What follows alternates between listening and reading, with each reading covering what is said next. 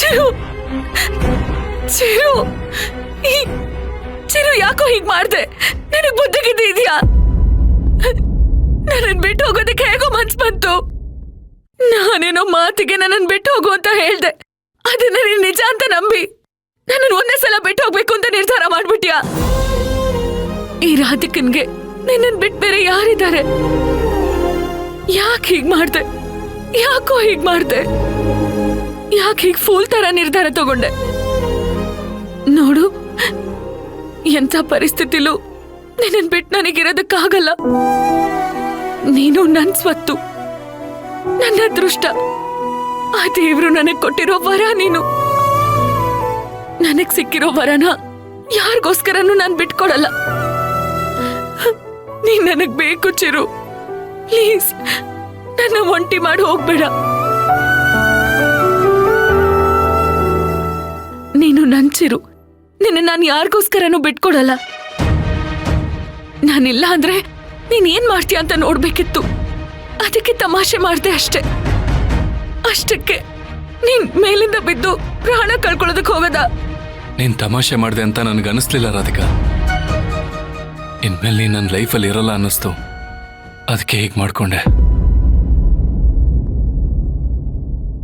ನಾನ್ ನಿನ್ನನ್ ಬಿಟ್ಟು ಎಲ್ಲೋ ಹೋಗ್ಲಿ ಅಂತ ಸಂದರ್ಭ ಬಂದ್ರೆ ನಾನೇ ಇರೋದಿಲ್ಲ.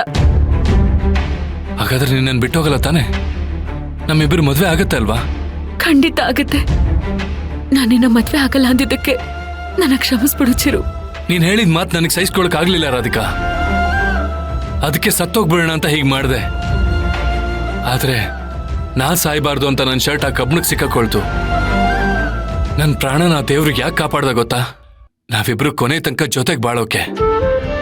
ನಮ್ಮಿಬ್ರನ್ನ ಯಾರು ದೂರ ಮಾಡಕ್ ಆಗೋಲ್ಲ ರಾಧಿಕಾ. ವಿಧಿ ಅಂತ ಒಂದಿದೆ, ಅದ್ ನಮ್ಮಿಬ್ರನ್ನ ಒಟ್ಟಿಗೆ ಸೇರೋ ಹಾಗೆ ಮಾಡೇ ಮಾಡುತ್ತೆ.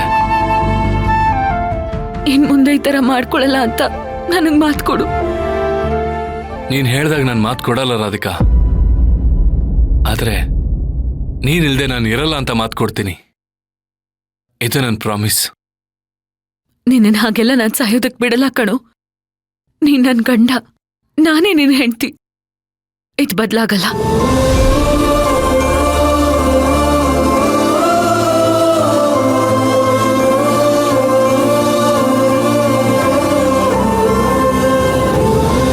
ನೀನ್ ನನ್ಗೊಂದು ಪ್ರಾಮಿಸ್ ಮಾಡು. ಏನ್ ಪ್ರಾಮಿಸ್? ನೀ ನನ್ ಬಿಟ್ಟು ಹೋಗಲ್ಲ ಅಂತ. ನಾನು ನಿನ್ನ ಬಿಟ್ಟು ಹೋಗಲ್ಲ. ನಾನಿನ್ ಬಿಟ್ಟು ಎಲ್ಲ ಹೋಗ್ಲಿ, ಯಾವಾಗ್ಲೂ ನಿನ್ ಜೊತೆನೇ ಇರ್ತೀನಿ.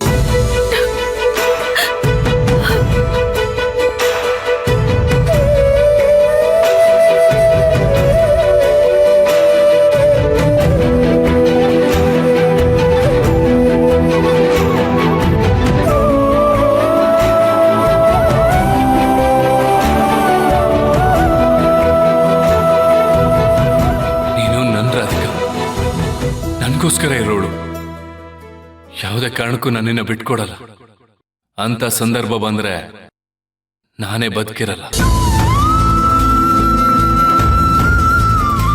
ನೀನ್ ನನ್ಗೊಂದು ಪ್ರಾಮಿಸ್ ಮಾಡು. ಏನ್ ಪ್ರಾಮಿಸ್? ನೀ ನನ್ ಬಿಟ್ಟು ಹೋಗಲ್ಲ ಅಂತ. ನಾನು ನಿನ್ನ ಬಿಟ್ಟು ಹೋಗಲ್ಲ, ಯಾವಾಗ್ಲೂ ನಿನ್ ಜೊತೆನೇ ಇರ್ತೀನಿ.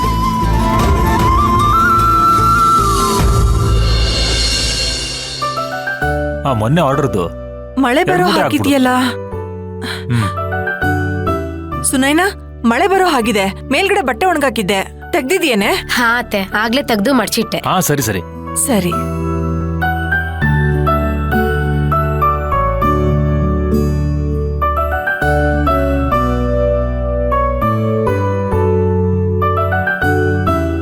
ಅಮ್ಮ ಜಾನಕಿ, ಇರಿ ಮಾಡ್ತೀನಿ. ಕಾಶಿ,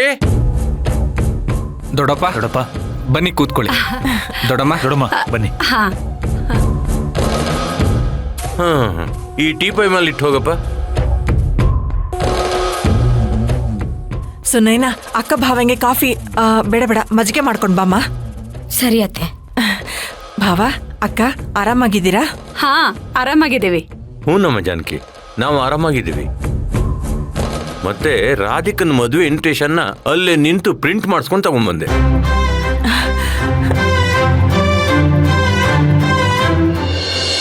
ಏನ್ ಏನ್ ಜಾನ್ಕಿ, ಪತ್ರಿಕೆ ನೋಡಿದ ತಕ್ಷಣ ಮುಖದಲ್ಲಿ ಸಂತೋಷ ತಾಂಡವಾಡ್ತಿದೆ. ಇರಲ್ವಾ ಅಕ್ಕ? ಅಮ್ಮ ಜಾನಕಿ, ಮೊದಲನೇ ಪತ್ರಿಕೆನ ಮನೆ ದೇವರಿಗೆ ಪೋಸ್ಟ್ ಮುಖಾಂತರ ಕಳಿಸಿದ್ದೀನಿ.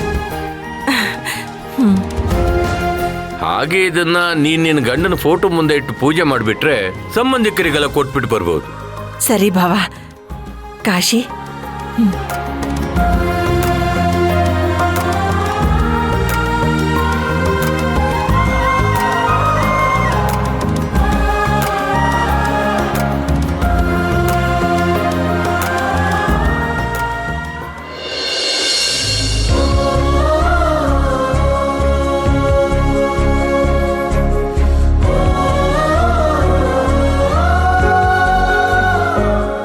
ಏನು ಅಂದ್ರೆ ಮದ್ವೆ ಮುಗಿಯೋವರೆಗೂ ನೀವು ಬೆಂಬಲವಾಗಿ ನಮ್ ಜೊತೆನೇ ಇರ್ಬೇಕು.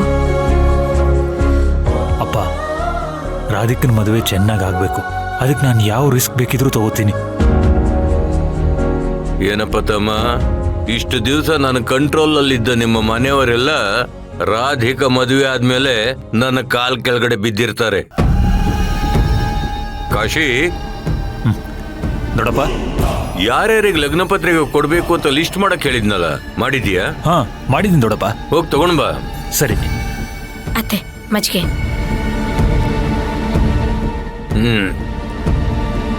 ಜಾನಕಿ, ಇವತ್ತಿನ ದಿವಸ ಚೆನ್ನಾಗಿದೆ.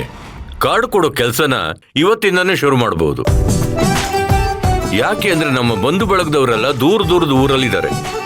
ಇವತ್ತಿಂದಾನೇ ಕಾರ್ಡ್ ಕೊಡೋಕ್ ಶುರು ಮಾಡಿದ್ರೆ ಒಂದು 3 ವಾರದಲ್ಲಿ ಕಾರ್ಡ್ ಕೊಡೋ ಕೆಲಸನ ಮುಗಿಸ್ಬಿಡ್ಬಹುದು. ಸರಿ ಭಾವ.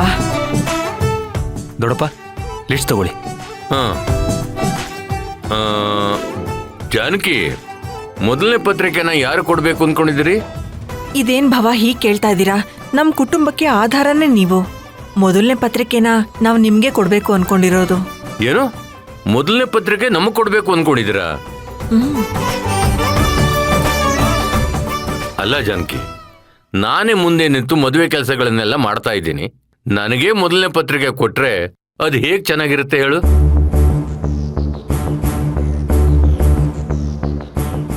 ಒಂದ್ ಕೆಲಸ ಮಾಡು, ಮೊದಲನೇ ಪತ್ರಿಕೆನ ನನ್ನ ತಂಗಿ ಇಂದ್ರನಿಗೆ ಕೊಟ್ಬಿಡಿ.